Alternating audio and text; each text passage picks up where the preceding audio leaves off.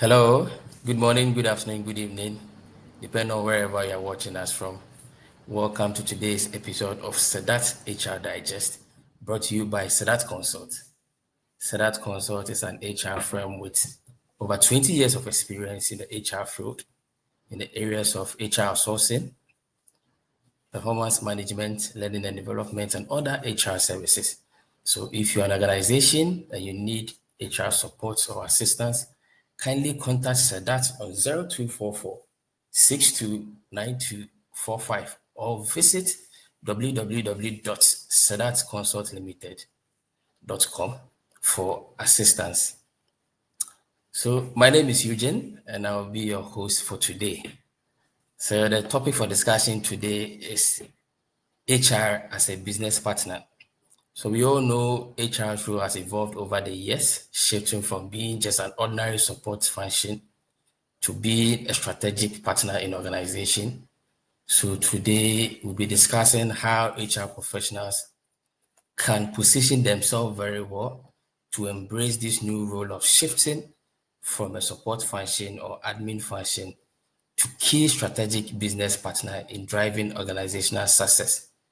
So today I have a very important personality in our midst. He will be our guest.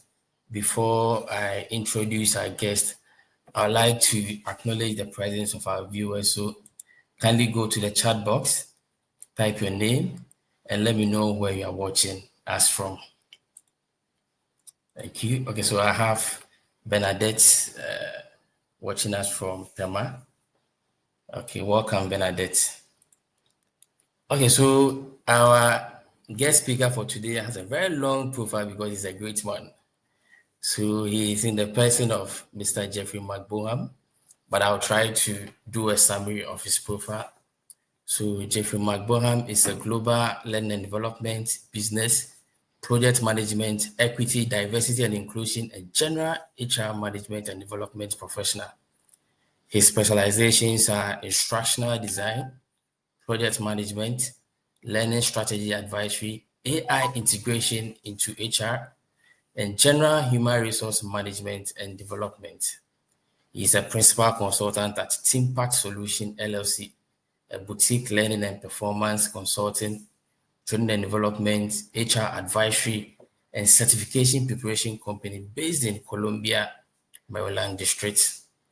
He is also a consultant contractor for the US government.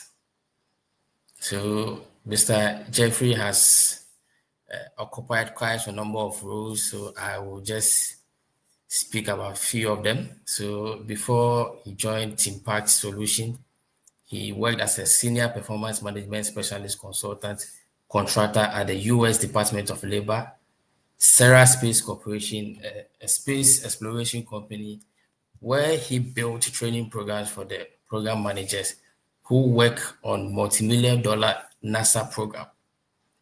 So Jeffrey holds 3 master's degrees in business, HR management and development, and instructional design. He also holds PMI, SPHR, and also PMP professional certifications, as well as SHRM, SCP certification. So before Jeffrey relocated to the United States, he worked in the motherland. Yes, he worked in the Parliament of Ghana as Legislative Research Officer. So in Jeffrey's personal life, he's passionate about soccer, exploring transformative professional potential of HR, the AI in HR, and also likes engaging in public speaking as a Toastmaster. Jeffrey also loves spending time with his daughter. So without wasting much time, I will hand over the baton to Mr. Jeffrey Boham. Mr. Boham, before we start, I remember we discussing something of you surprising someone today. So the floor is yours. Maybe you can do that before we go into today's business. Thank you very much, Mr. Eugene, and thank you for the opportunity. Now, the person I want to really surprise is my sister. Well, there are 2 people. You know, my sister just recently, she's actually watching. She doesn't know that I set this up this way, but my sister recently celebrated her birthday, and I couldn't really reach out to her and wish her happy birthday. So I want to take this opportunity to publicly wish her happy birthday. Her name is Lucy, and she was named after my mom. I definitely want to say happy birthday, sis. And to a certain special lady also whose birthday is coming. She's watching us all the way from Rwanda. And I also want to say happy birthday that's coming up in the next week or so. So those are the two people. And thank you very much, Mr. Eugene, for giving me the opportunity to, first and foremost, say, happy birthdays to these two great ladies, and also to actually speak with you today. Thank you. And then my wishes goes to the celebrant as well. Absolutely. Okay. So, Mr. Boham, so with your permission, I would like to delve into today's discussion. The questions are coming already. Yeah, the questions are coming already. So my first question will be on the transition. So how can HR transition from being the support function to a strategic business partner? Can you reframe the question? I want to really understand it properly. Okay. So we are all saying initially HR was into just an admin. HR was just an admin function, playing a support role. So now there is a shift. So I want to understand how can HR transition from that support function to a strategic business partner? Okay. Well, thank you very much for that question. I think that's a very important question. We all know how HR has evolved over the years. HR in the past was called personnel management, where people just, manage employee files and things like that. But the role and value contribution of HR has been changing over the years. And for HR to fully transition, I think the first thing that needs to happen is a complete shift in mindset. I mean, I am an HR person. I attend HR functions. And it's interesting, when you are meeting with HR people, they tend to be the fun, bubbly type.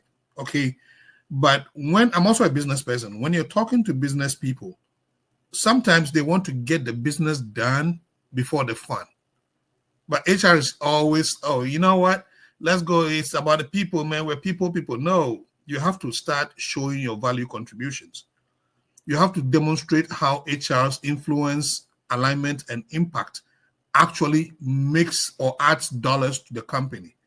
So that transition that really should be happening. I think the key part, like I said, really has to do with mindset. We have to change the way we think. That's number one.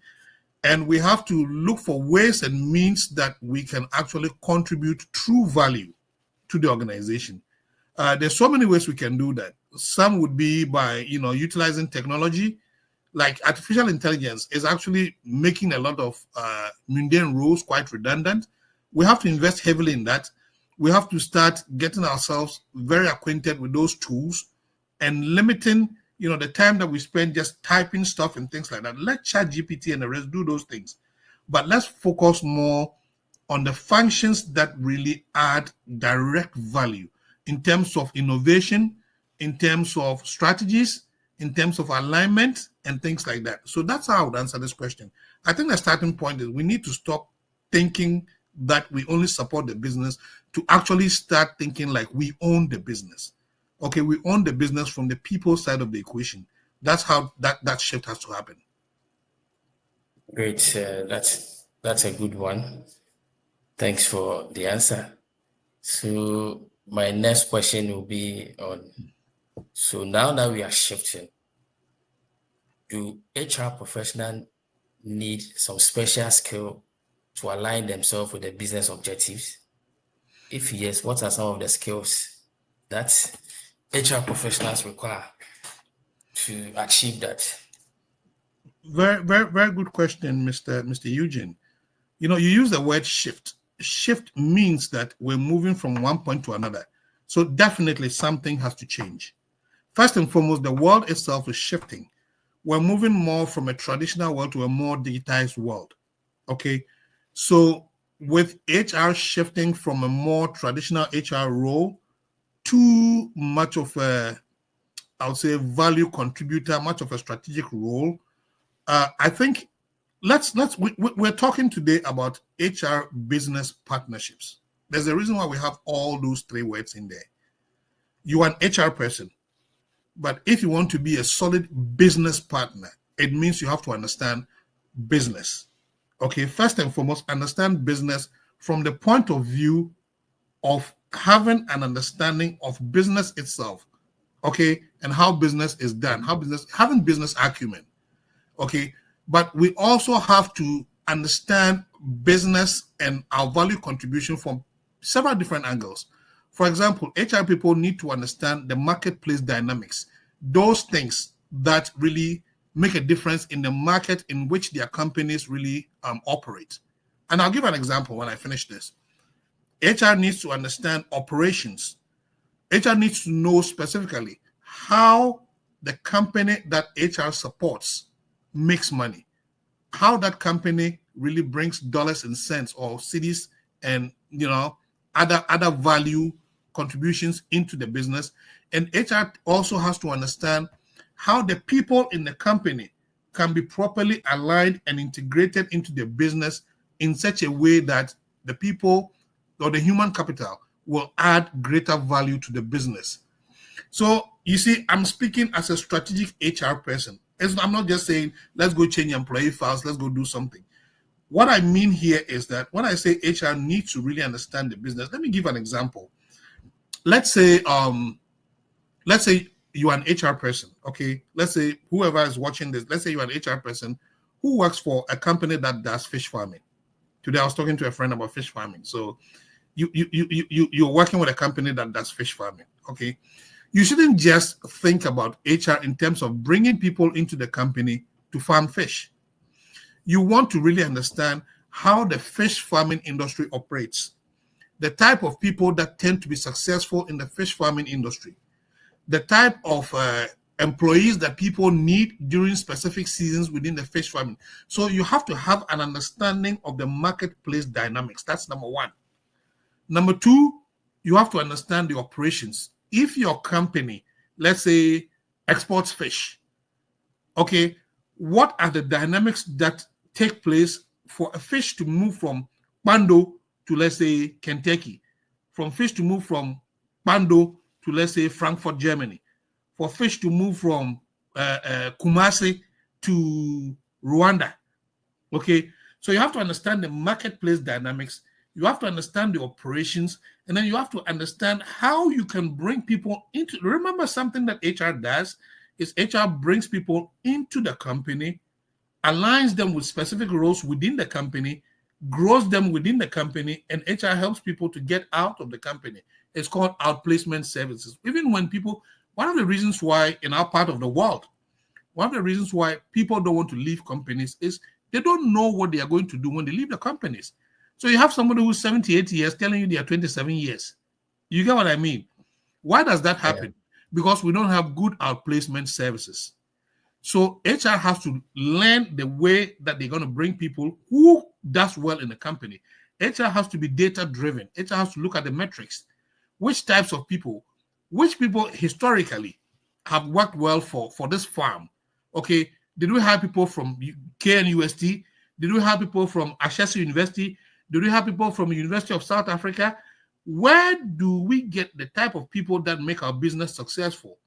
When HR goes to the boardroom, HR needs to articulate some of these things, okay? And these are the things that will make the business leaders understand that HR really understands the business of the business, and HR needs to understand the marketplace dynamics and the operations. I hope I'm making sense. Oh, yes, you are on point. Yeah, because I know quite a number of people are pretty new entrants into the HR field. So I want to be sure that I'm explaining it as simplistically as possible, just so, everybody can get something out of this. Yeah, sure. Thank you. So viewers, along the line, if you have any question, you can drop it in the chat box. At the right time, I'll read it out loud for Mr. Boham to address these questions. Thank you, Mr. Boham. So as HR professionals, we need to also understand the business. It is very important for us to serve businesses very well. We need to have an idea how things are being done over there. That's a good one there. Thank you. Now, let So, me Mr. Boham, articulate something. You used okay. the phrase, you said, we have to serve the business. Yes, we have to serve the business, but we also have to lead the business when it comes to the people part of the equation. Okay. When you look at CEOs, heads of organizations, they think in buckets. Okay, they think in buckets. They generally want to either be the market leader in the product that they're selling. They need to be they need to lead in the area of operational excellence, and they want to also lead in the area of customer intimacy and people performance support issues. So when it comes to the people side of the equation, HR must be the one actually telling them what to do, because they are not experts when it comes to people management. And the reason why I asked to say this is that we go in with a servant mentality, which is great. It's important. When it comes to the business, it's okay. Let's go support them. We are not finance people. But when it comes to the people side of the equation, they expect leadership from us. Okay. And when they don't get the leadership from us, guess what happens? They tune us off. They'll say, whenever they're layoffs, they're like, HR needs to go. They don't add any value because we don't articulate the value. And it's unfortunate, but it's called introspection. We have to be the ones looking at ourselves critically and saying, this is where we add value. This is why we don't add value. Let's make adjustments and let's be more of a value contributor from an HR point of view. Thank you very much. Thank you, Mr. Boham. That's a great one. So I think in response to your question, you made mention of the boardroom.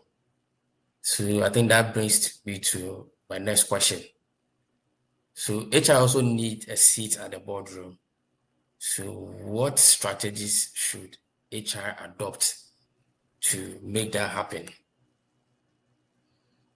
So I'm talking to an HR person, and you say HR needs a seat. We. No, what I mean, you say HR needs a seat. So you are telling me that you don't expect a seat allocated to HR. Now, do we need a seat now, or we should have a seat? Nobody says the CEO needs a seat. We already know the CEO has a seat. So why does HR doesn't have a seat? What is it that we need to do differently from what we're doing now? And we have to take a critical look at ourselves and say, what do we need to change? Okay. And remember, the first thing I said was, let's shift our mindsets. There's a quote that I had. It says, you should be so good that even if your presence is not recognized, your absence should be felt. So the board or the boardroom should say, wait, we need HR. That is when you know that HR is truly adding value. Because if they don't see your seat and they don't advocate for a seat for you, then they don't see the value you're bringing on board. But let's get into the details of what HR needs to do. Since you're saying that, let's get into the details of what HR needs to do. The first thing I said, which I said earlier, HR needs to change its mindset. Okay. And HR needs to stop being, I call them the goody people at work. Hi, good morning. How are you? People go into companies to make money. It's nice to create friends in the company. It's nice to manage the emotional components of the business. But it is very, very important for people to see HR as people who are there to do serious business. It's important for people to see HR as people who, without them, the business will not succeed. Because think about it. Every business function can be purchased and replicated. HR is that business function that is very difficult to replicate. If I have person A doing so good in this company, it's difficult to replace that person easily with a robot, unless it's a mundane task. So, first and foremost, I think in addition to the general traditional HR things that we do, it's important that we understand how to align our business metrics. Okay, we have to be able to align our business metrics to, I would say, the organizational business support metrics. So, for example, HR has a general metric that we use. It's called like turnover ratios, yield ratios, and things like that. You don't mention those things or you don't utilize those things in your silo. There's a process called silo busting. You have to ask yourself, for example, let's go back to this fish farming situation, okay? If we know that between the months of July and September, we're going to need more people, we don't want the company to come in and ask us, we've short people, we need more people. When the company starts doing that, it means we're not doing our jobs right. So we as HR need to really understand the dynamics, the ebbs and flows, the transitions, the trends of the business, okay? And we need to know that year over year, between June and August, we are going to need to hire 20 more people. Now, we also have to look at data and ask ourselves, 10 years ago, we picked people from XYZ University. It didn't really work for us. 9 years ago, we picked people from this university. We brought them back in, and they were actually working for us. So you go back to those areas, you use those techniques and metrics that have worked to make the people more efficient, and therefore the company more efficient. We have to look at HR metrics. A key metric that most of the time people forget is employee engagement. Okay, when we talk about employee engagement, what are we talking about? We are talking about people who see themselves as a part of the business. There's something called quiet quitting. You have a lot of people who go to work just to read the newspapers. You have a lot of people who go to work, they sit behind their computer all day. You know what they're doing? They are browsing and checking which teams are playing. You know? So what you want to do is HR has to change the mindset of the employee. HR has to help the employee start thinking as a business owner. You have to incentivize people who attach themselves and engage in the business. For example, you have 2 employees. One comes in and quite quits and doesn't really do anything. You have to measure productivity. You have to openly reward the person that's actually bringing value to the company. To me, when a person becomes engaged, you know what signs that you see about a person? There are those people who start going to work on Sundays because they have something that they should have finished last week. But that person who cuts off work at 5 o'clock, okay, and doesn't touch anything, so they have to show up at 8 o'clock on Monday. Those people, some do it based on principle, and let's give them a pass for that. But there are people who may not be that engaged. They're only going in for their monies, their checks. So what are we going to do from an HR point of view to make the employees more engaged? How are we going to measure the metrics? What are we going to do? You see, we have to make sure that we are taking all these HR, I would say, ratios, HR data measurement metrics, and attaching and aligning them with the business and operational support metrics in such a way that what HR does cascades and helps to impact the business and grows the business. I hope that is helping too. Yeah, it is. Yeah. Thanks so much. I think this was a question everyone was expecting an answer like this. So I believe every HR professional here has taken their lessons from this, and I think going forward things will change. Okay, thank you, Mr. Boham. So my next question will be on how HR can contribute to measurable business outcomes like profitability, growth, and also customer satisfaction if it's a service business. How can HR contribute to? Yeah, so how can HR contribute to this business outcomes? Yes, I think what I said, even though it was long-winded earlier on, it kind of connected to that. What I mean is, everything that we've been saying so far, everything that I've been talking about so far, it's like a cross-pollination of things that HR can do to actually make these things work.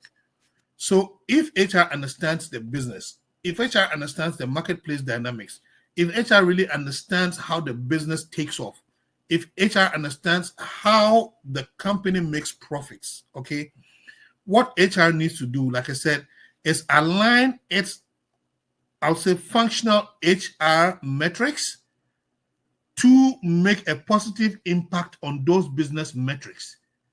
So if you know that, let me give an example. HR people need to understand, for example, that companies start doing extremely well if their employee engagement score goes above 70%. So HR should be measuring those engagement scores. Okay. Let's say if the company's engagement score is currently at 50% and the company is operating maybe at 75% efficiency, HR needs to look for ways and means to make the employee engagement score move from 50% to 70% or above, which will impact the business engagement and business profitability rates to move from one point to a higher point.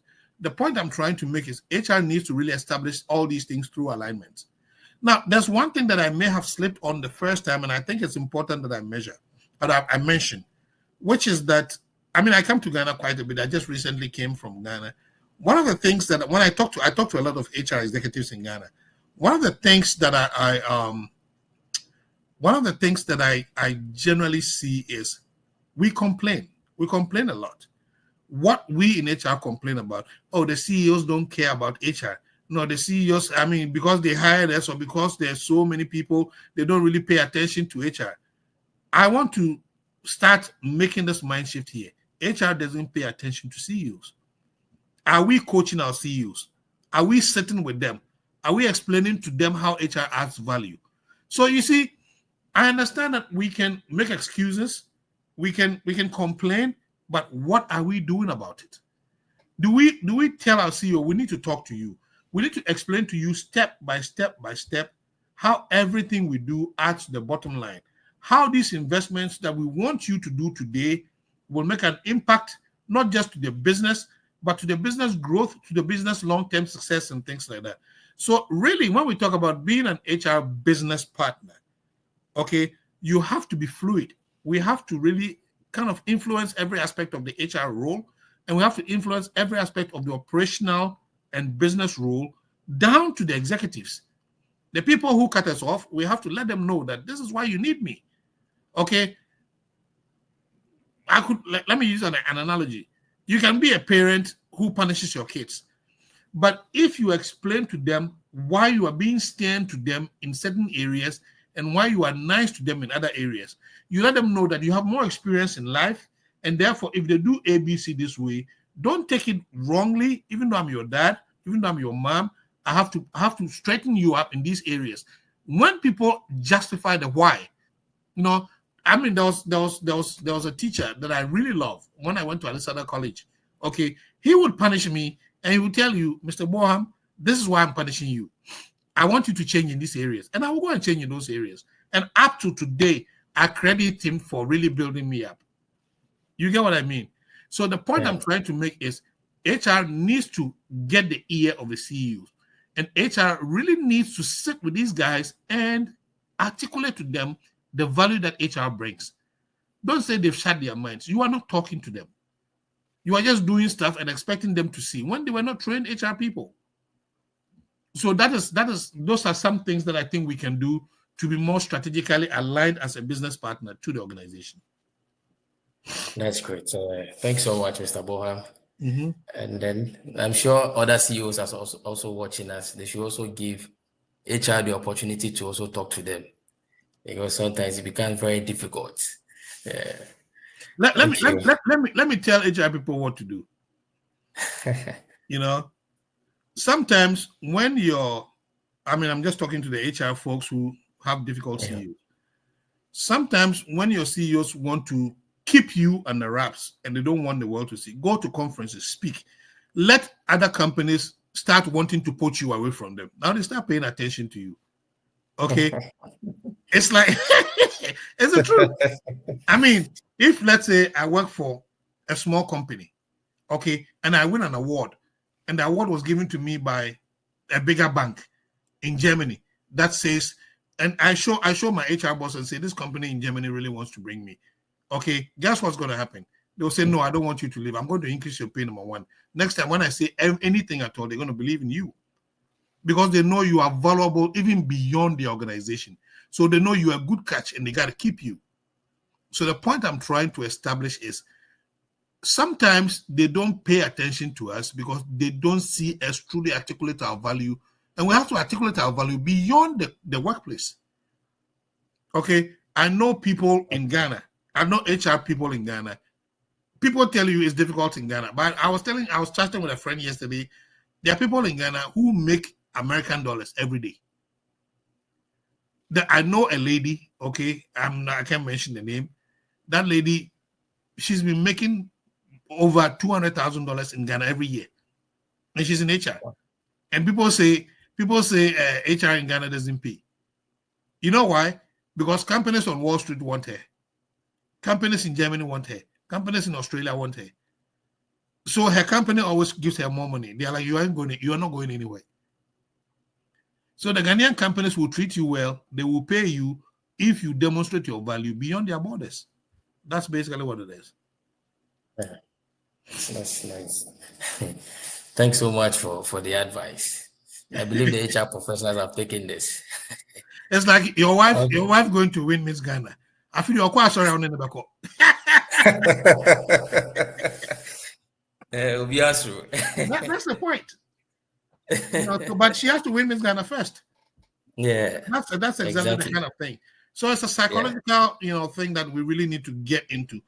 We're sitting home and hoping that they will pay attention to us. But I think we have to justify our value across board, not just within our company. They should be stopping you from African Union asking you for a conference. They should be stopping you from Australians asking for you to come and speak at a conference. You know what I mean? That's where the money comes. True. That's very true. That's a good one. Okay. So viewers, I believe you are observing and also taking notes. We want to hear from you. So if you have questions or anything that you are not sure of, you can just drop it in the chat box. I will read it for Mr. Boham to answer. Okay, Mr. Boham, I have another question for you. So what are the common challenges HR faces in becoming a true business partner? And how can we overcome these challenges? I think, and this is me being opinionated, I'm not just going to go with what the books say. In Africa, I think the biggest challenge is mindset. And I talked about this earlier. Okay. Yeah. I think because of demand and supply, because we have, for each job, you have thousands and thousands of people applying. Okay. The HR managers and the CEOs and things, they feel that people are replaceable. And the point that I'm saying, and how to overcome things like that, is to justify that you're irreplaceable. If you go to company A and they become the market leader, okay, and you ask for more money, and your company doesn't want to pay you, and you go to company B and they become the market leader, and you go to company C and they become the market leader, okay, now when you tell company C that you're moving to company D, they'll say, you're not going anywhere. We're going to pay you more. We're sorry. Okay, so I always say you want to be the Abedi Pele on your team. You want to be that person who is irreplaceable. When the person comes even late for the game, they will say, give me the armband, and then we'll go play. That's really what it is. Now, some of the common challenges, the first thing is the mindset. We have to change our mindset. We also have to demonstrate and articulate how we add value. We have to work with the executives for them to see how we add value.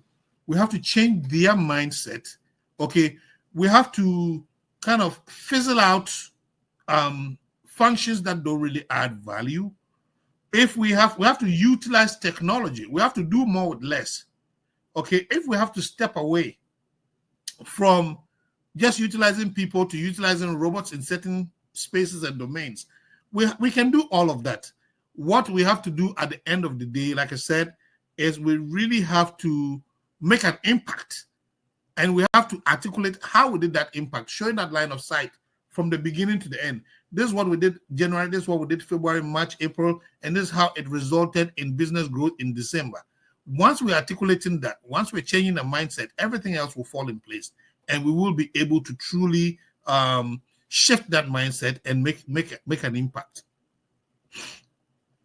Great. Thank you, Mr. Boham. Yes, Your Honor. Our viewers, I'm not getting a vibe. I think I've seen some of them complaining that they are having technical challenges joining in. I'm sure in due course you have some of them joining. So we can go ahead. So I have another question for you, Mr. Boham. Absolutely. So it's about technology. Mm-hmm. So how do you see technology shaping the role of HR as a business partner in the future? Well, you are asking about how technology is going to impact HR in the future, Yeah. but the Yeah. future is already here. So I want us to focus on the now. I was in Ghana recently to be at a conference, the Global Conference on Human Resources in Africa. I was in Ghana recently.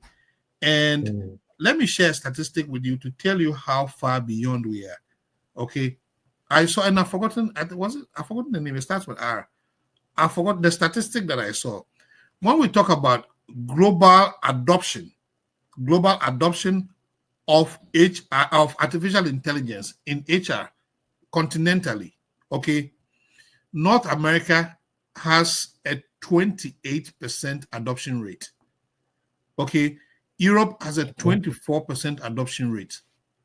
Asia has a 20 or something percent adoption rate. Okay. Latin America, Middle East, and Africa combined has a 9% adoption rate. So let us split that into three. Let's give Africa 1/10, even though there's a likelihood that some of the continents might be bigger than others. So if you are talking about global adoption of artificial intelligence into HR in Africa, that is 3% of the world's impact. There are 54 countries in Africa. How are we going to share that 3%? So, I mean, we talk about AI. Are we really using it? Are we really leveraging it to reduce mundane rules? And so you talk to some people about AI, they will tell you, well, I don't think that's going to happen to Africa maybe in my lifetime. And they are likely telling the truth. But AI is coming faster than we think. Okay, it's replacing people very quickly. When you come to this part of the world, people are telling you right away. I mean, you go to restaurants and robots serve you. So even if you sell food in Ghana, right now the computers are taking over. I have a friend who is a certified ethical hacker. Look at this position. He's a certified ethical hacker. These people make a lot of money in Columbus, Ohio. Okay. Now, this person told me recently he's moved into building a business in trucking. You know why? They introduced a new AI tool that does the work that he does in about 5 hours in 2 minutes. So he said, Jeffrey, we're out. And this is a certified ethical hacker, one of the best certifications to have. So artificial intelligence is coming and it's coming fast. When I was in Ghana, I remember people used to go to secretarial schools. Even being able to type on a laptop was considered a beautiful skill for people to have. These days, you have, 6-7-year-old kids who have laptops and they'll tell you that's an old one. So what I'm telling you, what I'm trying to establish very quickly, I'm trying to remind people that technology is taking over very quickly, and particularly artificial intelligence. So we have to get on board. But let's not get on board in a scary way. Let's get on board by embracing it and utilizing it to reduce the time frame that is used to make HR efficient, okay, with regards to mundane tasks, and free up bandwidth and space for HR to be more innovative and come up with creative approaches. How many people really understand, okay, even just something as simple as technology literacy? I mean, you hear people talking about ChatGPT. A lot of people don't understand what it is. They're just talking about it. Suddenly, that thing is all over the place. What is ChatGPT? If I ask people, what does ChatGPT mean? A lot of people cannot tell you. But they tell you I use it every day. You know what I mean? I don't want to ask you that. What it is, What it is that some of these things, when we hear this terminology, what we want to do is just Google it and read about how it works. Read about artificial intelligence. What is it all about? How does it work? What's the layout of it? How do some of these things work? When we start leveraging these technological efficiencies, and we HR, we have a role. The role we have to do is we have to be early adopters, and we have to be the ones educating the rest of the company, the rest of the organization. This is what ChatGPT is. By the way, GPT is generative. If you understand what generative AI is, GPT means generative pre-trained transformer. So the ChatGPT, people think ChatGPT is a tool, but the action of chatting with the GPT is what makes it ChatGPT. So the point I'm trying to establish is this is not complicated. It's online. We can go online. We can go to Google certificates. These are free courses. Instead of buying data to show our faces and show our lipsticks on social media, okay, why don't we buy the same data and go to IBM Skills Build and learn what artificial intelligence is all about, so that as HR professionals, we can hold a seminar. We can get a company to give us a few thousand CDs to hold a seminar and teach the company. If we are replicating knowledge, we'll make money out of it. So there's so many ways that technology can be leveraged. You can even ask ChatGPT. You tell ChatGPT the type of business that you do and say, give me ideas as to how I can leverage you to make my company more successful. You know what I mean? Then at the end of the day, ChatGPT will even guide you to build that. I see a question being posted. Yes. So I'll read them. So should I go ahead? Yeah, I see Nana Setofia. She just posted something. Yes. Can you read it for me? Yes. We have some other questions that came in earlier. Okay. So let me read the question for you. But before that, let me also acknowledge the presence of some people here. That's all. So we have Akosia Dankwa also watching us, and we have Happy watching us from Tema. Happy Anochi. No, this is Happy Anochi Sapon, yes. She's Tell her I watching said us hi, I know her. And we also have Inshiraba watching us from Ashoman. We have Zakaria watching us from Kumasi, and also Emmanuel watching us from Kaswa, Kaslan City. We're all over the place. Yes, we have Mavis watching us all the way from Techiman. Mm-hmm. And then we also have Lauricia YD Asari watching us from Kumasi. Mm-hmm. And we have Brago Asantua. So she's in Ghana. She wasn't specific about the location, but she's in Ghana. And Gordon Kusi Vija. Gordon is my buddy Rao. Oh, okay. So Gordon, hey, what's up, bro? Yeah. I think Gordon has a question for you. So he's saying, what should HR do when he or she thinks the employees are more than the production expected? Well, can you ask the question again? So let me ask the question again. So what should HR do when he or she thinks the employees are more than the production expected? Well, first and foremost, HR needs to acknowledge that HR failed, because there's something called employee ratios, and HR needs to know those numbers. So because at that point, it means HR is bleeding money. Let me explain that again.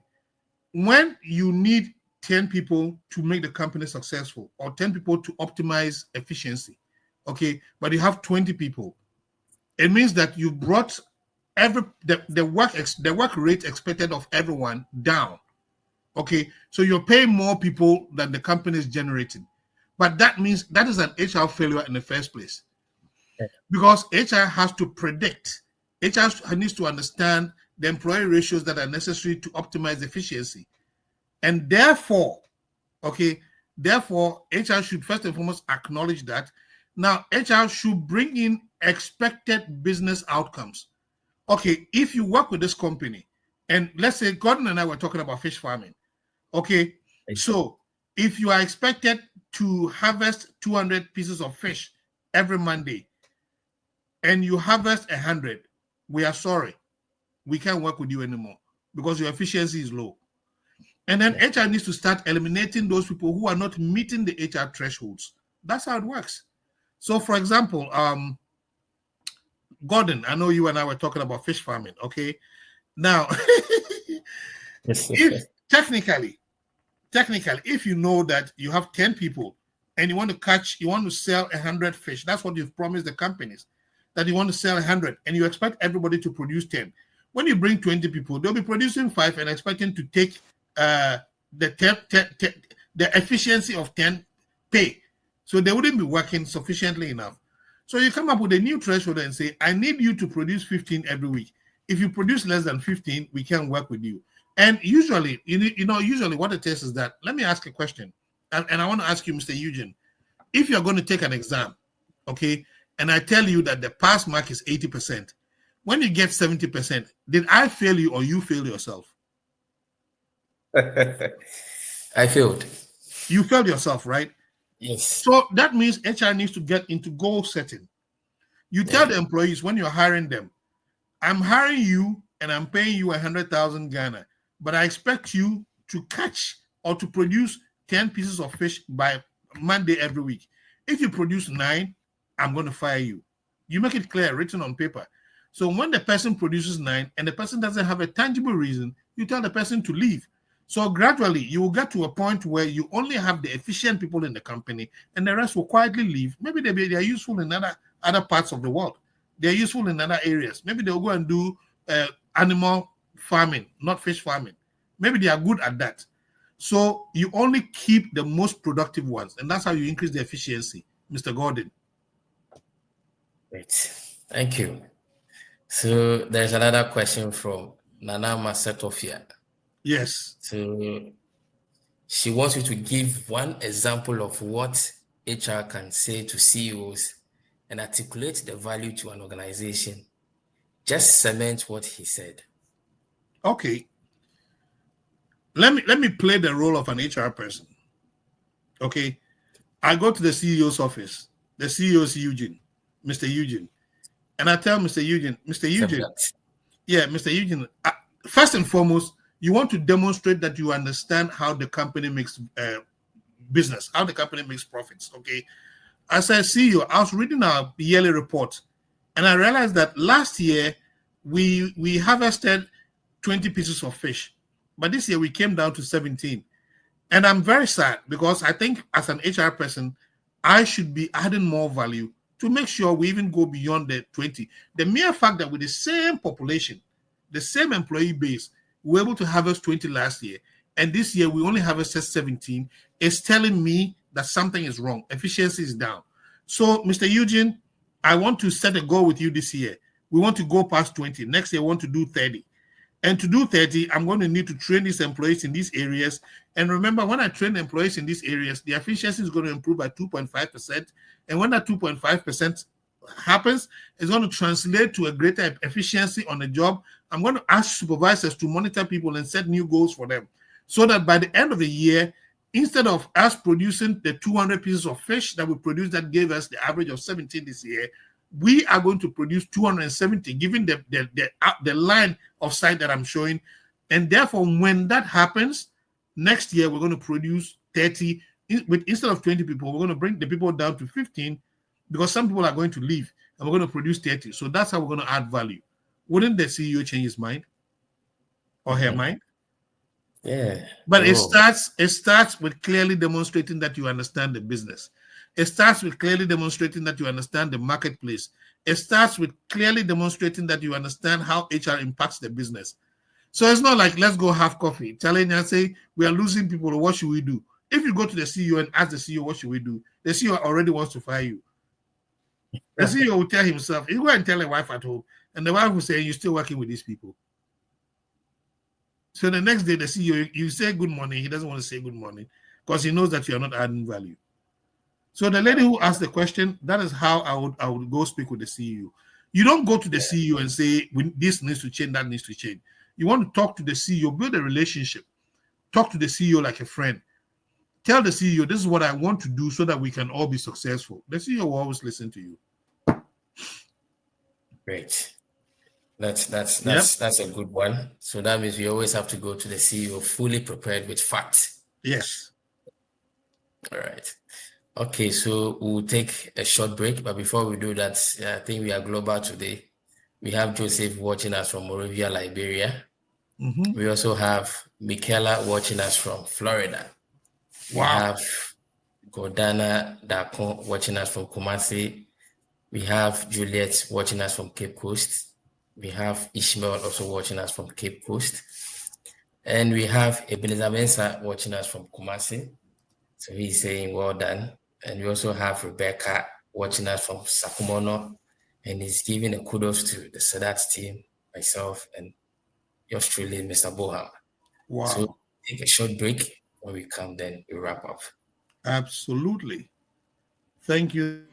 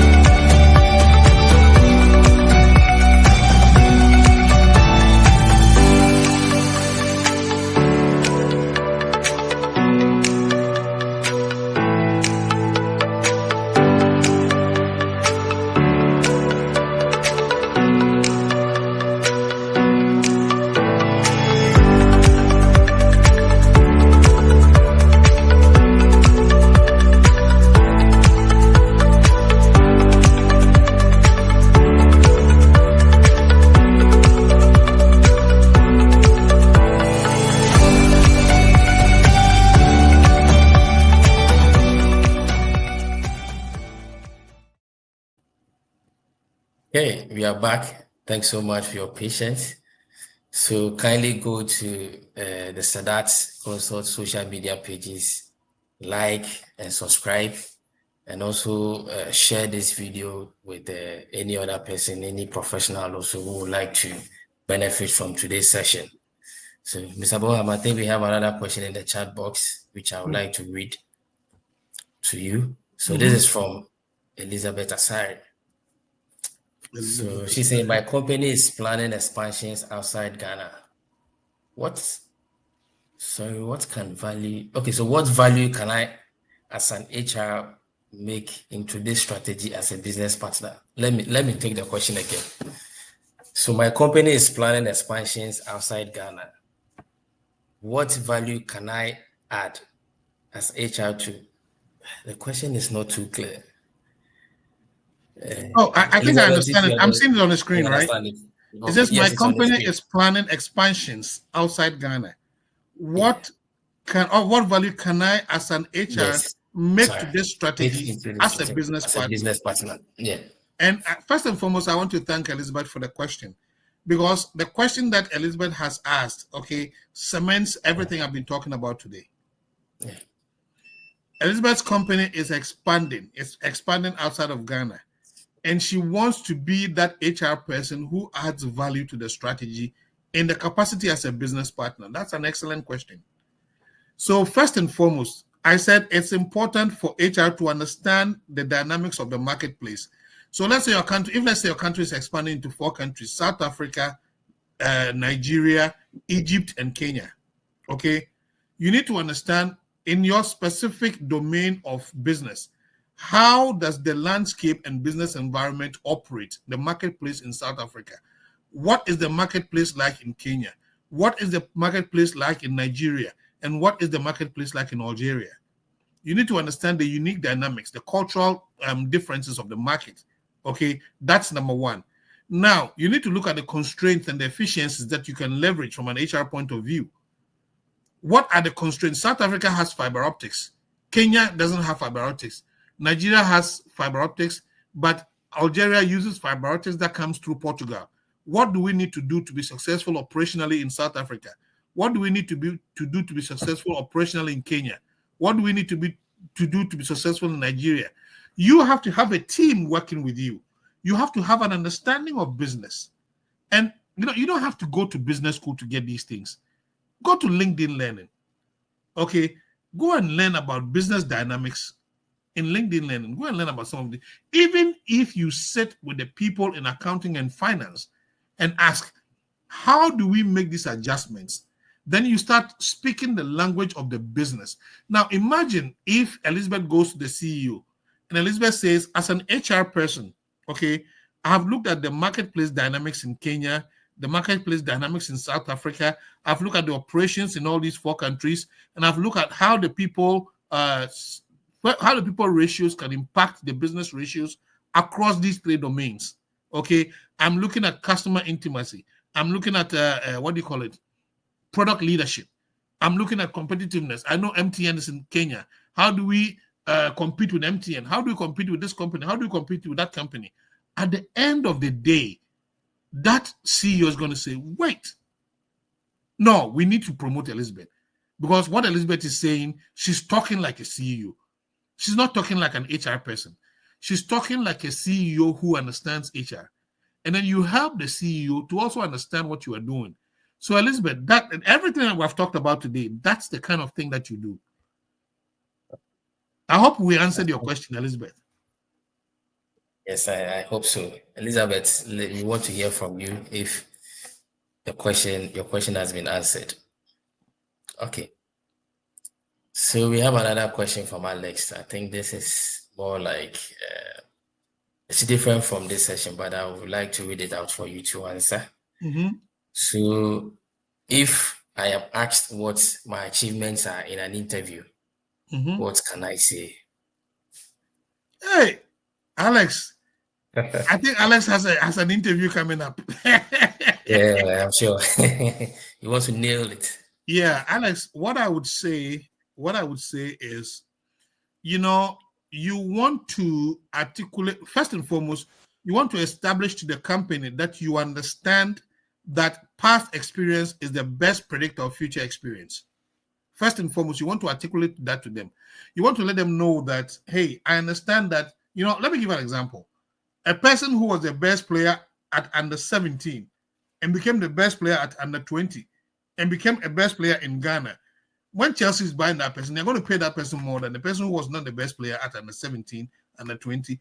So you want to say, when I played in this tournament, XYZ is when I was with this company, this is what I did. That was the standard, and I won these awards. There's an approach that is called the STAR method. Let them know the situation under which you perform those actions. So the situation, okay, the task, the specific tasks that you perform, okay, there's specific actions and activities, the specific tasks that were involved, the actions and activities, but more importantly, you need to also add the results. So in addition to me playing number 10 and dribbling 7 people, I was able to score 10 goals. And that got us the best team of the tournament, and that made me the best player of the tournament. When we went to under 25, these were the things that I did. And you also want to show a line of sight that you are not just, you know what I mean? You want to show consistent performance over a period of time. When you do that, I mean, remember, if you are the company, and a person comes in and tells you, when I was a kid, I won awards here. When I went to SS, I won awards here. When I went to the university, I was taken to Canada to go to a competition, and I won. And when I turned 21, I won this award. When I turned 30, I won. They see a continuous line of sight, so they know for sure that you are going to bring value to their company. That question, all that they're asking you from that question is they want to know, based on what you've done in the past, what you can bring to them. We hope we answered your question, Mr. Alex. Yes. Okay. I think Elizabeth has responded that her question was answered. Say, great, Jeff. Thank you very much. And also, Elizabeth, when happy I is come to enjoying the Ghana, session. I want fried rice.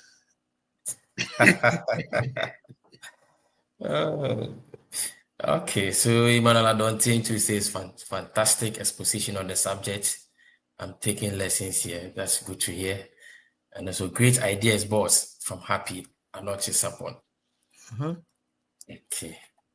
So viewers, if you have questions, you can keep it coming. I think gradually we are wrapping up. And then Mr. Boham, I would like you to give us an advice as professionals, how we can also, I know you've said a lot, but just a line or two to close the session. Okay. Thank you very much, Mr. Eugene and Mr. George, who nobody sees. He is typically behind the scenes. He's the production guy. He's usually behind the scenes, and I think it's important that we acknowledge him. And I would like to thank everyone for joining us. It is always an honor. For me, one of the things I like to do is I like to give back. Okay, I came to the United States so many years ago, and I like to just give back in terms of, that's what the Indians have done. You have people in India winning contracts in the United States because their relatives teach them. They teach them what they learned. So it's important that we pass on these lessons, and it takes two to tango. So I really want to appreciate and acknowledge everyone who showed up today. I think that everything that we've talked about today really requires a renewal of the mindset. I know people in Ghana. There's one person who's a lawyer. I always tell myself, I'm like, what makes this person different? That person has been consistently, whether doomsaw or whether currency changes, consistently successful in Ghana.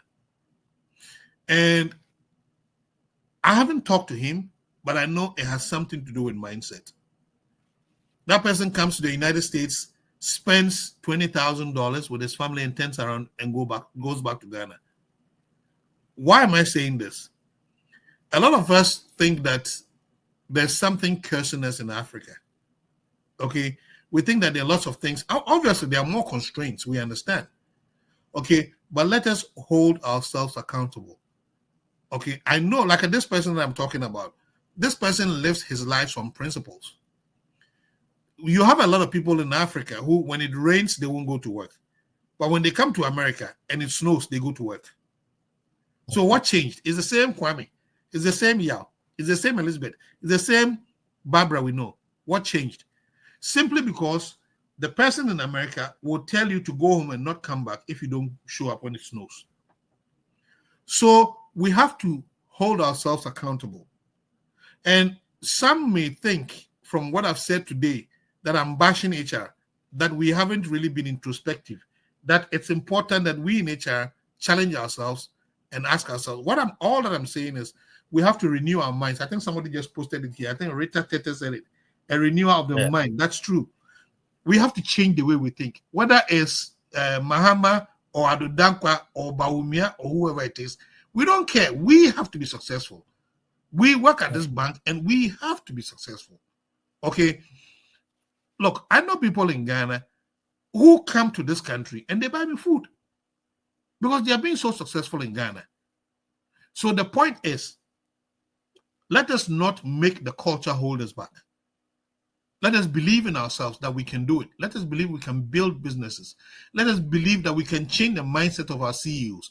Let us believe that we can become successful HR business partners. We don't have to go to a chassis. We don't have to say, I don't have the money to go to the school and nobody's going to sponsor me. Sponsor yourself and go online and read something. Right now, we have ChatGPT who's going to tell you everything. So the point, one second. Oh, one second. Sorry.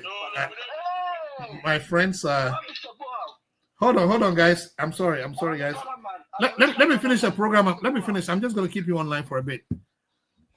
So I'm sorry, guys. All that I'm trying to say to wrap things up. Hold on, let me just cut this off and then join later. I really apologize. You know, what it is that I think we have to change our mindset. And if we don't get anything out of today's presentation that Eugene and I have really put together, I think it's important that we tell ourselves that we're going to do something differently.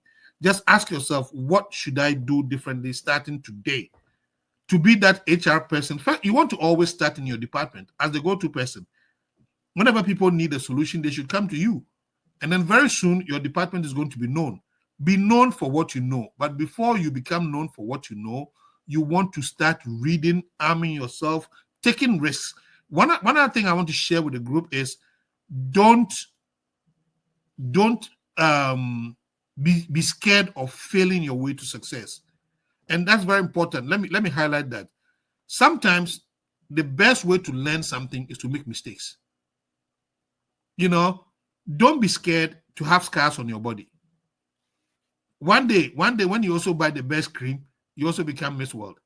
What I mean is, make mistakes. You learn from the mistakes. The mistakes themselves will help to build you over time. Okay, and start changing the mindset. Read more about how to become a strategic business partner. Read more about strategy. Read more about HR. What is strategy? Strategy is all about moving us from point A to point B, utilizing various skills and techniques. So HR, from an HR point of view, how do we make that work? So if there's nothing we take out of this, at the end of the day, at the end of today, I want most of us to make a new decision to renew our mindsets, to change the way we do things, and we'll become successful. Just make sure you buy me fried rice when I come to Ghana. Thank you very much. That's a good one. Sometimes the best way to learn something is to make a mistake. So I think we've exceeded our time. And viewers, you've made today's session an engaging one, but you brought life to the session today. Thanks so much for joining. And also a special thanks goes to Mr. Boham for the valuable insight that you shared with us.